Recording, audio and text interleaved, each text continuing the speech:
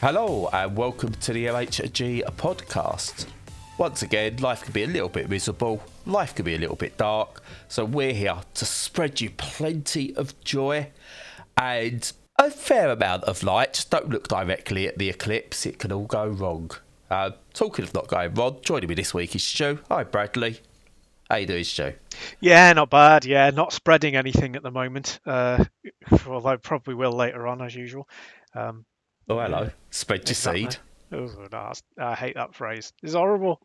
That took 30 seconds to lower the tone. For me to lower the tone. 30 seconds this week. New record. Probably not. Someone can go back through the old ones and see if I've gone quicker than 30 seconds. I've always gone quicker than 30 seconds. Find that hard to believe. There you go. Twice in less than a minute. There you go. Lovely. Lovely. Innuendo, right, is such a low form of wit for me, but I can't help myself. I just can't help but it's almost like it's built into us as humans that someone says something that can even be slightly construed as innuendo. You can't help it. It is kind of an absolute driver. It's like when you're particularly in like secondary school, you just, the entire school day is just giggling at completely dirty things that aren't dirty. That was my entire school experience, really. Well, mine was getting bullied to the point of suicide, but no, I get the point. Stu's just trying to make a nice little anecdote there, and here comes Brad just to completely destroy everything. On the good days and stuff, you spend most of your time, your teacher will say something, the teacher knows what they've said as well, because they always have that slight moment after where you can almost see it in their face, they're going, fuck, I shouldn't have said that.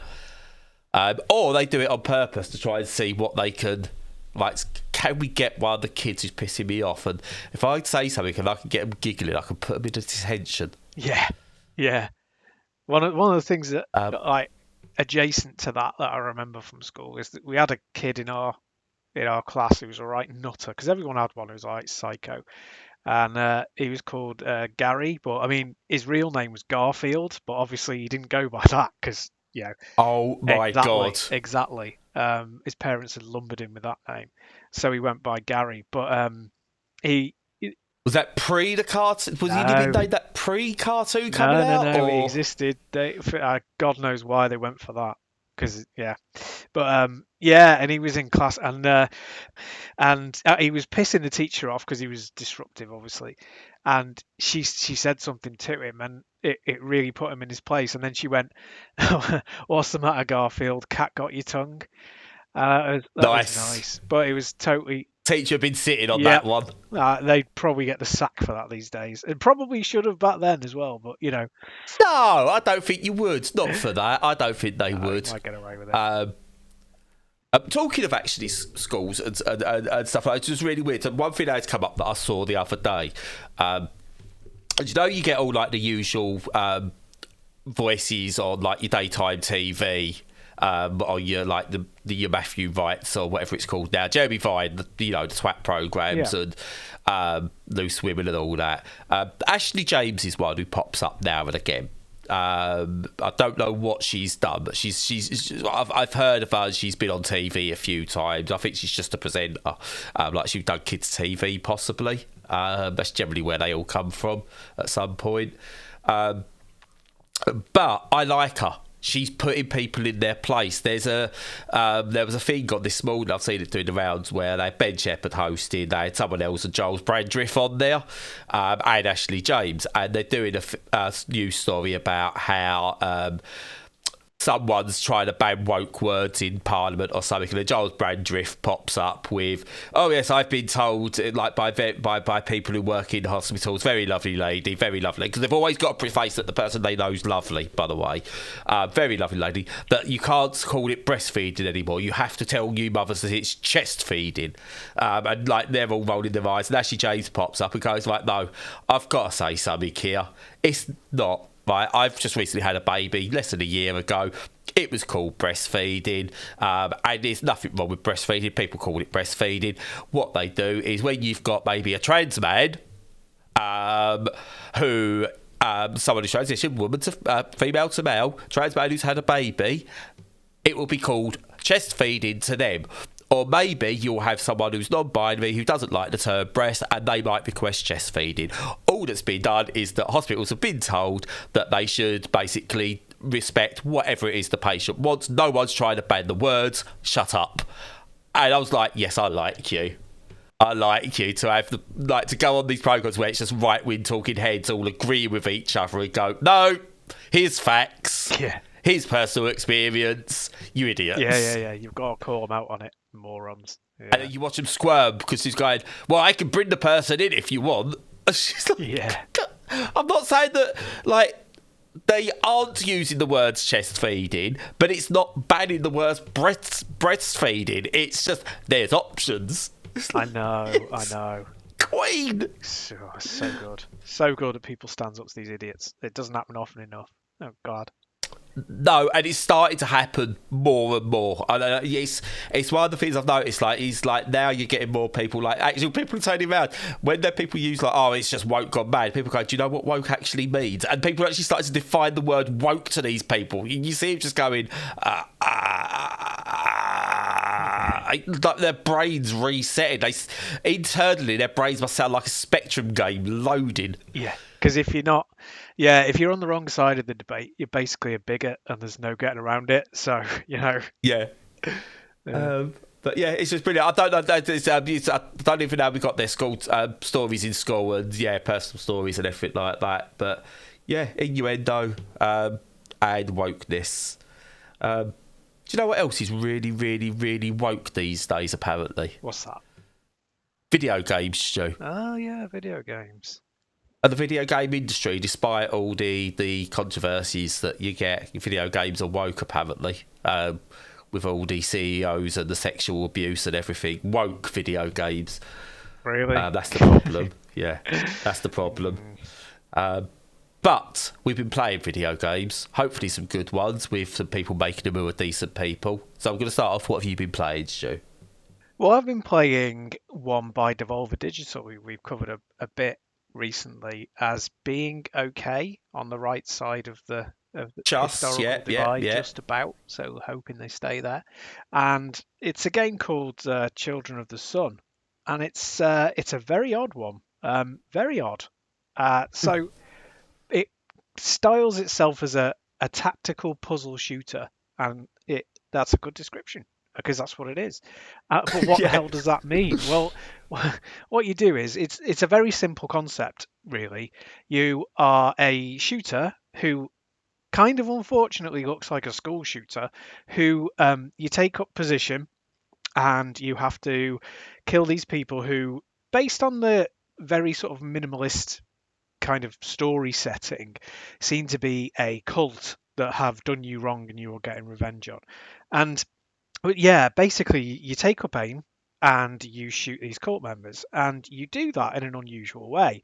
So you fire your bullet, and then when it hits its first target, you then change the direction of the bullet to hit the next target. So instead of it going back to you and your gun and you taking another shot, it's using the same bullet around all of these different characters. A bit like what's he called? Is it Yonlu in Guardians of the Galaxy with his whistling arrow? Yeah, think of it like that. And the nuance. Oh my God, there's a DLC for that game. There you go. So yeah, so the nuance is that you can have different effects go on the bullet, which obviously adds to the complexity of the puzzles. And also you have other items that they are targets, but they're not actually the intended targets.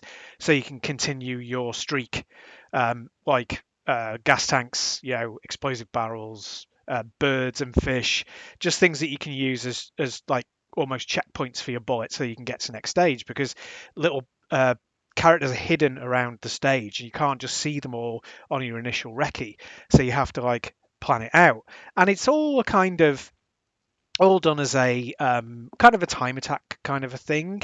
The quicker you do it, with the least number of pauses, the higher you score, and you compete against the globe. Because the levels are comparatively simple, but obviously you have to get better and better at them.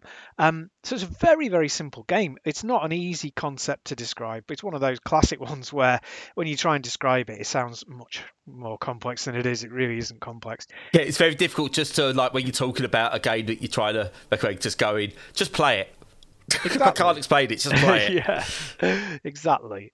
So yeah, no, it's like, yeah, fire the bullet and then try and kill all those people without missing and without hitting any other objects like background furniture in as short a time as possible, and keep replaying to get better at it. Its art style is really unusual in a good way. It's a little bit sort of 32-bit aesthetic. It's got a lot of garish colours. It's kind of a little bit like House of the Dead Overkill in terms of style, but even bit grungy, yeah, isn't it? Grungy, yeah, and blown out and the kind of bit grindhouse, but it looks nice. But yeah, it's really interesting. It's fun to play. I mean, I'm not sure how much you kind of have to really click with the replayability side of it, I think, to really want to play it. But it is interesting and fun, and finding out how they've hidden the characters around the level that you have to kill is pretty fun as well. So yeah, thumbs up from me. It's a good one. Yeah, it's I've been playing a bit of this as well. Not as much as you at the moment. And my initial impressions are, if they was to make an official sequel to Superhot, this would be it. It feels like if you wanted to make a new Superhot, but not actually just do Superhot again. But the whole idea, maybe you create this series of games where the mechanic is just like a proper over. Like, you take this basic mechanic and you stretch it out and do this other thing with it. I think this is what it almost fits in the series there. But it also reminds me of, do you remember about 10 years ago, there was going to be a Saints Row spin-off game where it was you basically played as the Bullet. Oh, no, I haven't. In first-person view. Right. So there was going to be a Saints Row game. I think it was going to be like on XBLA possibly or something like that. Never came out, but basically one of the Saints, you'd fire a bullet and then you controlled the bullet, and the idea was you just kill everyone. And it's almost like they've gone, right, that never came out and we really like the idea of that, but we can now, well, let's just do that. But then they put this let's say this grindhouse aesthetic on it, and the early stuff I've played, I really like it, and I'm glad to hear that sort of like you've played more than me and you're really enjoying it as well. The longevity is the thing that maybe not worries me, but that's am I going to be one and done with that, which we spoke before isn't a problem. But if you're a high score chasing game, or there's leaderboards, that replayability has got to be there. So that maybe that does remain to be seen whether it's there. Would you, like, what you've played of it so far, would you welcome if they done like DLC of more levels or different aesthetics with this exact model? Would you welcome that? I know we joked about Guardians of the Galaxy Yonglu DLC, but for example, if they done that, would that be something you'd go, yeah, I'll definitely give that a go in this game? Maybe. I think what you might have to do is more mechanics added if you were going to do that. I think more of the same with more levels. I don't think it would be enough for most people. Most people wouldn't care. You could do it as free DLC, I think. But I think, yeah, if you were going to do it as paid DLC, you'd need to add a few more bits into it based on what I've played so far, yeah. Yeah, cool. I mean, it's on the PC, so people can mod the hell out of it as well. Exactly. Officially or unofficially. So, modders, if you're listening, Yonlu DLC, come on. Yeah. You got to do it. Do that tie-in. Kill that poxy raccoon. I can't do that. Like Rocket. Rocket's the best character. Rocket's awesome. Kill Chris Pratt. No, not Chris Pratt. What's his name? The character. Before that gets controversial. Star-Lord, yeah, I'm not a big fan of Star-Lord. Yeah. Don't mind him, but he's no Rocket. He's best in the Guardians films rather than when he crops up in the other things, because you see how much of a dick he is when he's in the other films. He's funny in his own stuff. Yeah, the dickish works in these own films, but yeah, it's great. That's probably why I've gone off it. When the first Guardians, this is going off on a tangent, sorry. First Guardians, I absolutely adored, and sort of like every single character bounced off each other. But the more I saw Peter Quill in other other films where he popped up, and then the other Guardians films, I was like, oh God, no, just read it in a bit, mate. You're meant to be on a learning curve, and a path, and you kind of not been. Yeah. So yeah, but just to reiterate, don't kill Chris Pratt. No, don't do that. No, that's illegal. Yeah. If that happens, it's nothing to do with me. Especially if it's a sniper, definitely nothing to do with me. I'm just talking about a video game and misspoke. Honest God. Yes, Maggie's in a box and all that. I mean, that we can celebrate. Don't know why I've had a lot of content come up about Maggie Thatcher being dead again. That we can celebrate. Always good to be reminded. Yeah. I don't know if it's the anniversary or whatever. Don't care. Maggie's in a box. It's brilliant. Yep. Any last resemblance of anyone slightly conservative listening, he's going to switch off now. I know, right? Talking of switching off, it's my turn to talk, so I haven't been able to get a word in yet. Go on then, what have you been playing? So, I was going to do a bit where I was going to recite in a calm way the lyrics to Sorry Miss Jackson. But I've kind of gone in a different direction because I've been playing Outcast and you beginning. Yeah, I am for real. But then, I know, like, always know, so I know, I'm sorry, Miss Jackson. Ooh, I am for real. And then I just make stuff up afterwards. I don't know what the actual lyrics are. Right. I'm pretty sure it's I never meant to break your daughter's back because that's just a bit weird. Close. It's not exactly right. But that's what I get in my head. I never meant to break your daughter's back. I just put her and stored her in a sack. I don't know. That's not how it goes. But anyway, I've been playing Outcast and you beginning, which is going to lead to... I'm going to coin this a triple B game. And the reason I'm coining this triple B game will come clear afterwards, in a little bit once I've spoke about something else. Because this is nowhere near a AAA game. It's definitely not indie, because it's THQ publish it. It's not quite god-awful B grade. So I'm calling it triple B.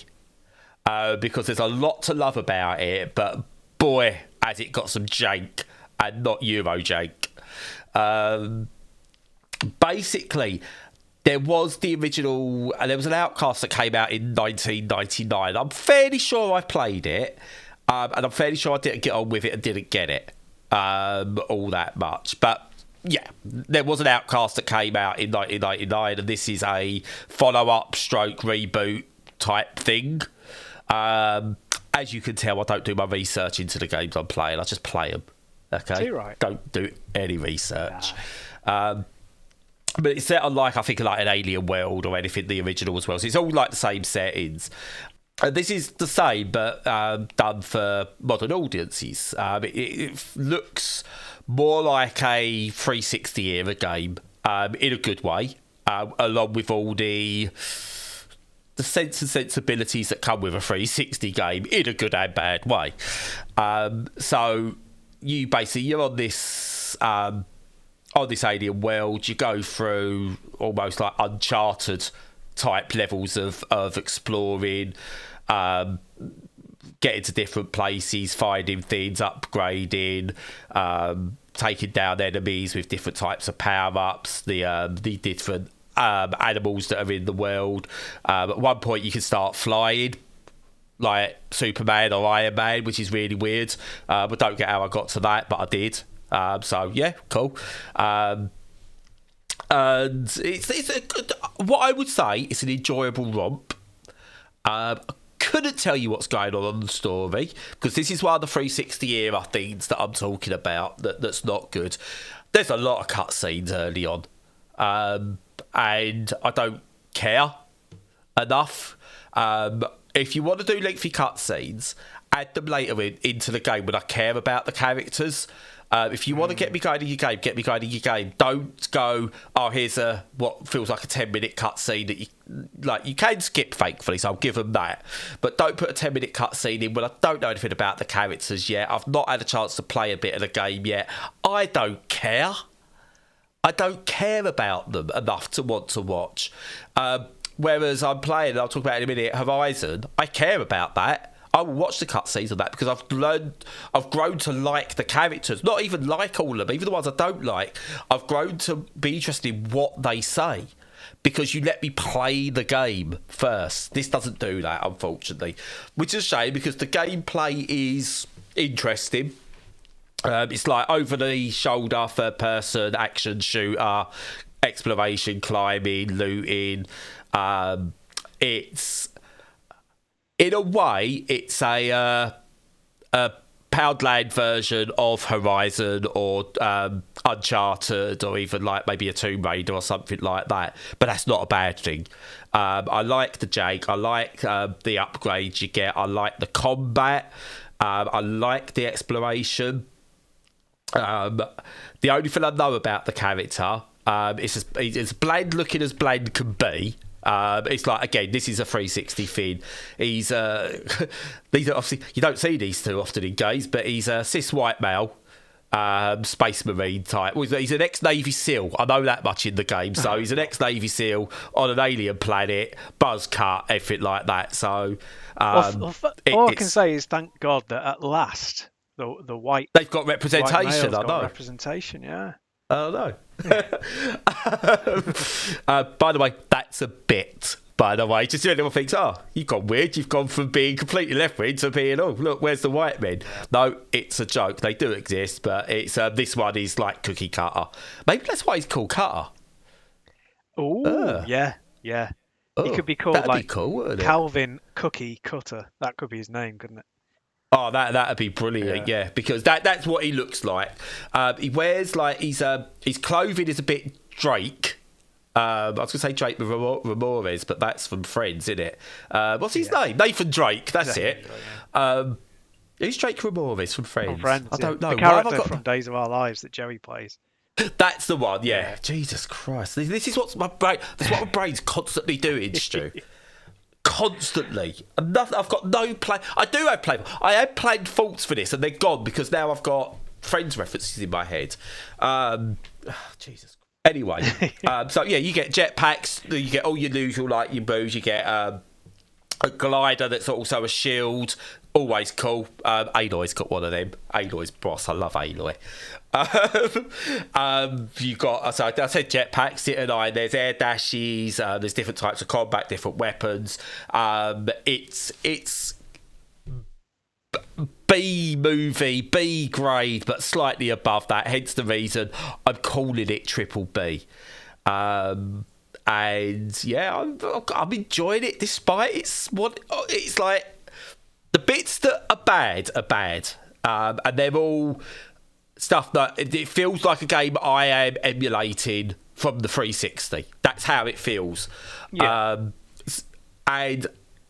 But I like the games from the 360, so it works. It just could have done with maybe a couple more quality of life bits. The acting's terrible. That bit, I've got to say, the acting and writing of the bits I have picked up are terrible. So I skip it all, make my own story, and I'm now going to turn it to Drake Ramirez is now on an alien planet, and he needs to survive because that's what the acting comes out like as well. That's a bit Days of Our Lives as well. I would say bit soap opera. Oh, excellent. Yeah. Yeah, but yeah, it's cool. It's cool. It's fine for what it is. If you're after something just cool, pick it up. It's 50 quid though. I reckon I'm getting that value out of it, entertainment wise, based on what games are now, because that's technically not a full price game, 50 quid, is it? No. It is on Steam, but it's not in the real world. Yeah. The value's there, I will say. Whether that's too much for you or you want to wait for sale, I'll leave up to you. But I think you can get entertainment out of it. That much I will say. Also, I couldn't tell you how much this compares to the original. Sorry, so that doesn't help. But yeah, I'm enjoying it. That's what matters. Good. Yeah, no, I never played the original. I don't know why. Wasn't it? Because it was like the voxel one, wasn't it? It was like procedurally generated landscapes and stuff. And I think so. I'm fairly sure I own it on something. I can't remember if it came out. Did it come out on consoles, like in later generations, to get like a I think so. remake Yeah, or I think it remaster. got on an XBLA release or something like that. Yeah, I think that's the reason. I think it's just one of them that fell down the cracks, you know. But I'm not. Yeah, I mean, 99 feels like a year that a lot happened. Yeah, exactly. But it doesn't. Um, That one and but this one yeah. don't sound like anything that I need to run after. Because, you know, I've just finished Ghost of Tsushima, which was excellent, and you're playing Horizon, you know, which I've also played and is excellent. And it's just like, yeah, kind of, it's a high bar, you know, it really is. You need a. Yeah, I wouldn't say play this directly after any of them, because I think once you've played something like that, you need a bit of downtime. Oh, without a doubt, without a doubt, yeah. I'm not getting tired of Horizon, but I'm sort of like now 30 hours deep into it, and I've barely scratched the surface. So I know this is going to be a 100-hour epic for me, and I can't, you know. So, but if you just after an action adventure romp, I reckon. I mean, I've played maybe 6 hours so far of it, and I feel like I might be coming to a conclusion soon, but also there's still a fair bit to do. So I reckon this is one of those typical maybe 15 to 20 hour, maybe. Could only be 10 hours. I'm not quite sure. I'm not near the end. I'm not going to pretend I've completed it and I'm reviewing a completed game. That's why we don't do scored reviews, Stu. We know this. We should talk about the games we're playing and we're enjoying. And I'm enjoying it. 50 quid's worth. Depends on you. Yeah. So you've got to tell people, Stu, you've not played it. It depends on you. 50 quid, yes or no? No, that's fine. Have a look. I think there's a demo as well, so that's always good.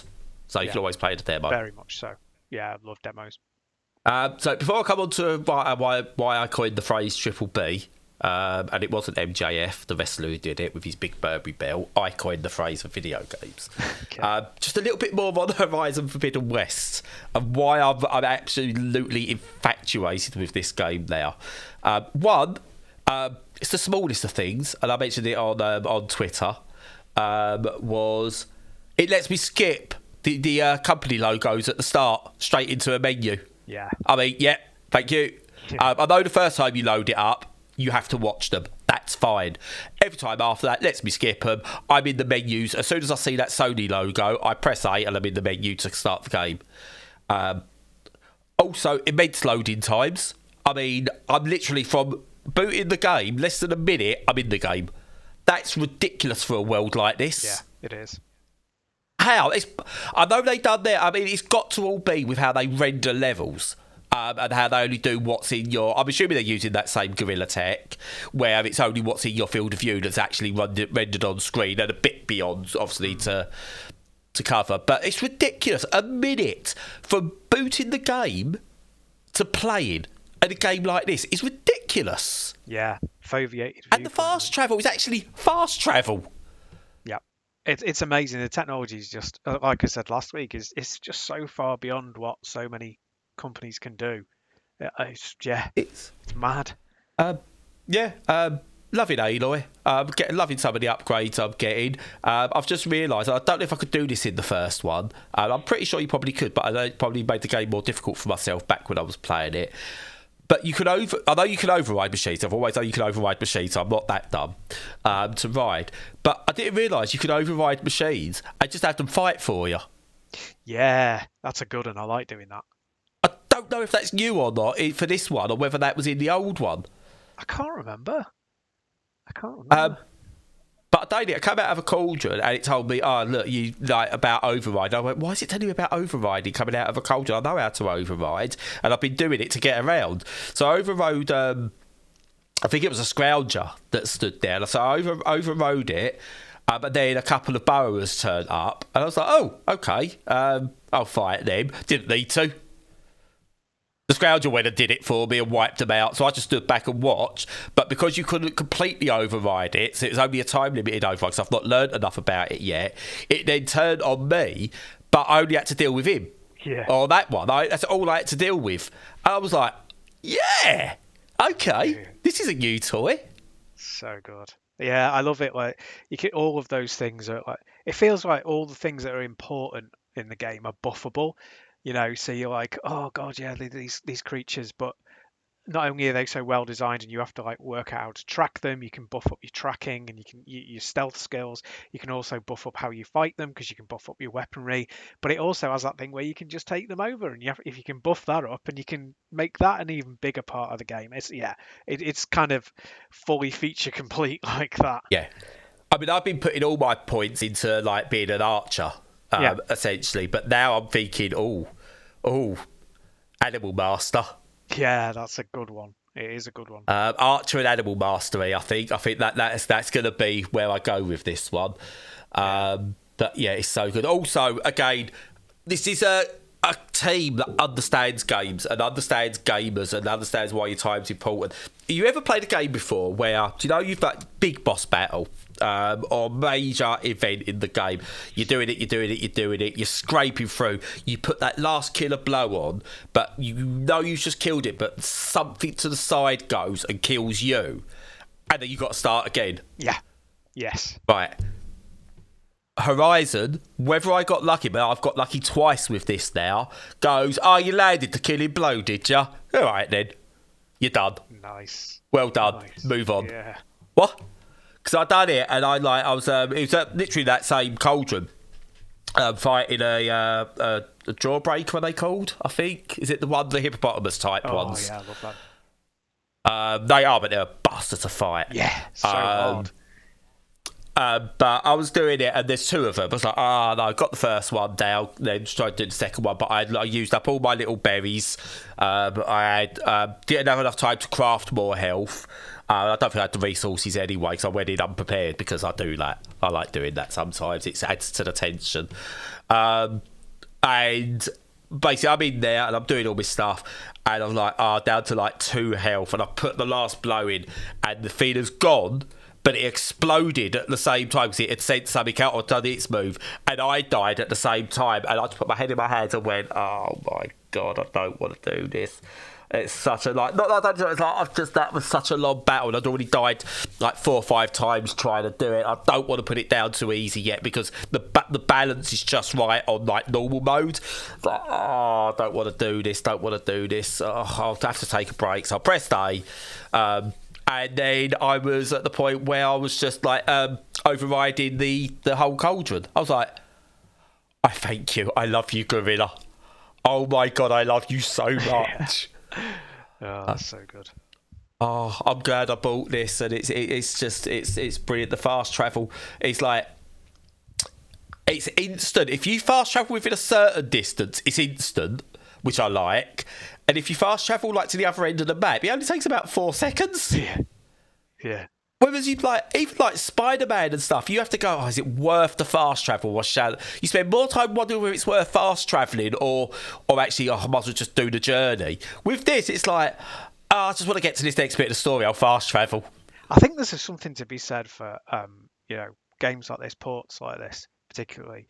Like they push the host platform and the engine it was built on absolutely as far as they can, and so they have to optimize it because this is all based off of PS4 tech. And then you put it on a new system, and because they've optimized it to load in about 20 seconds on a PS4, it loads in about 2 seconds on your computer. It's just like, yeah, because I think I did install this to the M.2 rather than the micro SD. So yeah. I'd be interested to know what difference that is. I'm not enough to actually go and do any tests or do like a YouTube video because I'm lazy. But I'd be interested to know. I might see if someone else has done it. But it's everything about this game. It shows. You know me, Stu. I will take indie over AAA corporate games any day of the week.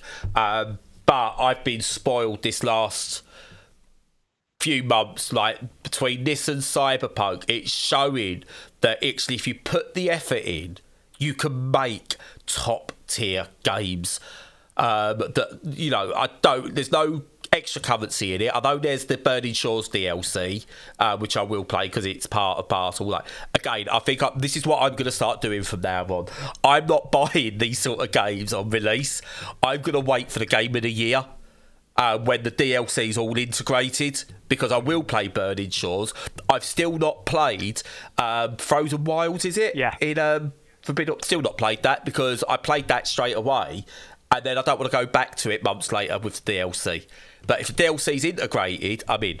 Yeah. So again, I think that's my stance on these games now. I wait until we get the game of the year on the complete editions, because between this and Cyberpunk, we're showing that the big companies can do it and not rip you off. So yeah, more of this, please. No, absolutely. More Aloy. Yeah. Yeah, she's a brilliant character. But very, very quickly, is like the Triple B comment is because there's a new showcase thing out called the Triple I Initiative. Triple I stands for, I'm assuming, Triple Indie, and it's like, why you try, like, you put the word triple before any letter, and the immediate thing I think too is you're going to try and rip me off, or there's going to be bad practices, because AAA has got such a bad reputation now. I don't know if I like the term AAA. They could call it just the indie initiative would have been fine, because that sells me. Now, the showcase itself was just a 45-minute video, which was game after game after game after game after game, no presenters, a bit of text trying to be funny now and again on the screen, and it was a really good showcase, a really good-looking game. We're getting Streets of Rogue 2, which is promising to be a Grand Theft Auto style thing from a top-down perspective, fully open world, fully procedural, where there's one main goal, but you can do whatever you want in the games to do it, or you can completely ignore it. Loads of different character types and everything. It looks really cool. That's a big one. Kind of looking forward to that. Slay the Spire 2. I know you're excited for these sorts of games, Stu. Oh yeah, I know you can't wait. Now. Yeah, I know you can't, but imagine how I feel then. I can't wait for that. It looks really, really good. A whole bunch of roguelites, a couple of I can't believe it's not Dead Cells, a couple of, hey, I've played Hades in there as well, but they all look really good. Never Alone 2.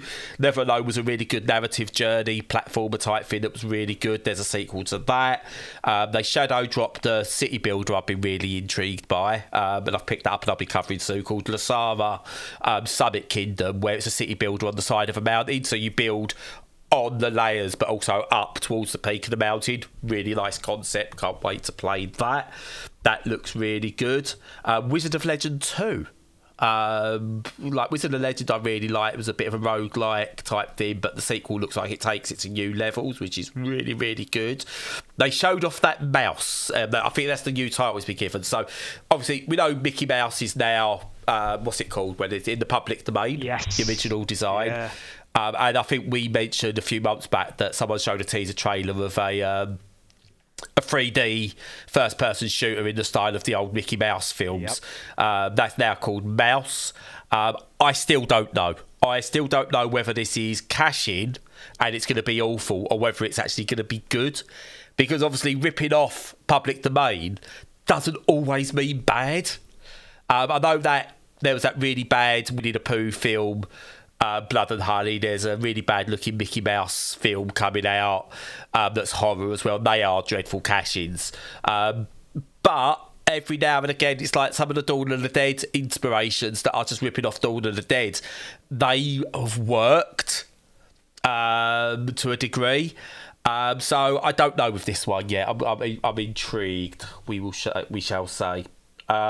Cat Quest 3, can't wait for that. And yeah, quite a few different things coming out that are just look really, really interesting. However, and this is one of the reasons I've got the issue with the Triple I Initiative, name me a company that springs to mind when you say indie. Now you've put me on the spot. I've gone blank. Okay. Would you say that Paradox are indie? Because I wouldn't. No. I was just leading you there a bit, Stu, because they're not. They're big enough. They're an A studio, maybe not AAA, but they're an A studio. They weren't in this, as far as I can tell. So fine. What about let me pronounce this. This is a new company you might not have heard of. You buy Soft. No wait. Oh, Ubisoft. Yeah, sorry, that indie company. Yeah. That was their last reveal. Right. We done this with Dave the Diver. Just because your game is 2D and got fancy graphics and not fancy graphics, nice 2D graphics and things, does not make it indie. Indie is not what the game is. Indie is who made the game. Dave the Diver, brilliant game, absolutely adore it. Has indie sensibilities in terms of this sort of game you would expect to be indie, but it's not indie. It's backed by a major corporation and they had so much funding. Not indie. Prince of Persia, not indie. The game's made by a studio called Evil. I love this as well. Evil Empire, by the way. I mean, wow, you can't make it up. Irony. And published by Ubisoft. And it looks like a Dead Cells type thing. I'm not gonna lie. And it looks good. It looks really good. It's called The Rogue Prince of Persia, so it's a roguelike, Dead Cells-y type game. But I'm not going to play it because it's Ubisoft. And why is it in an indie showcase? Why? And I know people are going, well, maybe Evil Empire are the indies. Yeah, that's all well and good, right? And great for them, but they are not being published by an indie. That as far as I'm aware, I think they did a lot of the DLC for Dead Cells, if I'm correct, as well, which is why it probably feels a bit like Dead Cells. If they'd have gone out and just made a game, then it's indie. Backed by Ubisoft with the Prince of Persia name, that's not indie. Get it out of my indie showcase. God, yeah. I get a bit, I look at it a bit now when you put Devolver Digital in there. They're big enough now. I go, are you indie? Are you? And I think just about, yes, they are. But I think that's your upper limit of what an indie publisher is. Yeah, I'd agree with that. Ubisoft, EA, Activision, Microsoft, Sony, they are not indie. Indie-styled games, sure. Indies, no. Get them out. Yeah. And it's a shame because the Rogue looks really good. If we could scrape off the Prince of Persia name and everything and get rid of Ubisoft, I'd play it. But unfortunately, no, I'm out. Absolutely. Yep, same here. If you want to play if you want to play something else, I've just had a look now because I've just brought it up, right? Evil Empire. If you want to play an Evil Empire Dead Cells like, you can play Dead Cells Return to Castlevania, Dead Cells The Queen and the Sea, Dead Cells Fatal Falls, and Dead Cells The Bad Seed, because they developed all of those bits of DLC. So if you want to play one of their games, go and play those. Nice. Yeah. And they're all on sale at the moment, so there you go. They're dirt cheap. Yeah. Apparently I own them all. Didn't realise that. Yeah.